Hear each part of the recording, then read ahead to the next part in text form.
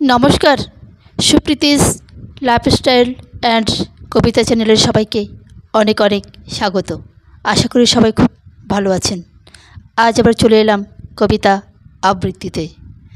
আজ আমি আবৃত্তি করব কবিগুরু রবীন্দ্রনাথ ঠাকুরের বীরপুরুষ।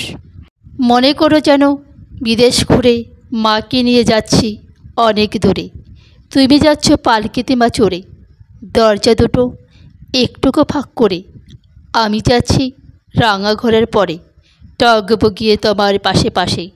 রাস্তা থেকে ঘোড়ার খুঁড়ে খুঁড়ে রাঙা ধুলোয় মেঘ উড়িয়ে আসে। সন্ধে হলো, সূর্য নামে পাটে, এলেম যেন জোড়া দিঘির মাঠে। ধু ধু করে যে দিক পানে চাই, কোনোখানে জনমানব নাই। তুমি যেন আপন মনে তাই, ভয় পেয়েছ ভাবছ এলেম কোথা। আমি বলছি ভয় করো না মাগো, ওই দেখা যায় জোড়া নদীর সোতা। আমরা কোথায় যাচ্ছি কে তা জানে, অন্ধকারে দেখা যায় না ভালো।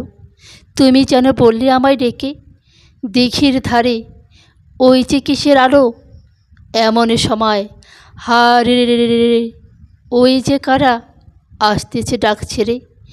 তুমি ভয়ে পালকিতে এক কোণে ঠাকুরে দেবতা স্মরণ করছে মনে। বিয়ারাগুলো পাশের কাটা বনে পালকি ছেড়ে কাঁপছে থরে থর। আমি যেন তোমায় বলছি ডেকে, আমি আছি, ভয় কেন মা করো। বললে তুমি যাস নে খোকা ওরে। আমি বলি দেখো না চুপ করে। ছুটিয়ে ঘোড়া গেলেম তাদের মাঝে, ঢাল তরোয়াল ঝনঝনিয়ে বাজে। কী ভয়ানক লড়াই হলো মাঝে, শোনে তোমার গায়ে দেবে কাটা। কত লোক যে পালিয়ে গেল ভয়ে, কত লোকের মাথা পড়ল কাটা। এলো লোকের সঙ্গে লড়াই করে, ভাবছ খোকা গেলই মরে। আমি তখন রক্ত মেখে ঘেমে, তুমি শুনে পালকি থেকে নেমে চুমো খেয়ে নিচ্ছ আমায় কোলে। বলছো ভাগ্যে খোকা সঙ্গে ছিল, কি দুর্দশাই হতো তা না হলে। রোজ কত কি যে ঘটে যাহা তাহা, এমন কেন সত্যি হয় না তাহা।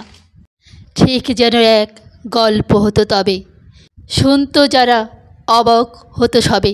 দাদা বলতো কেমন করে হবে, খোকারে গায়ে এত কি জোর আছে। পাড়ার লোকে সবাই বলতো শুনে, ভাগ্যে খোকা ছিল মায়ের কাছে।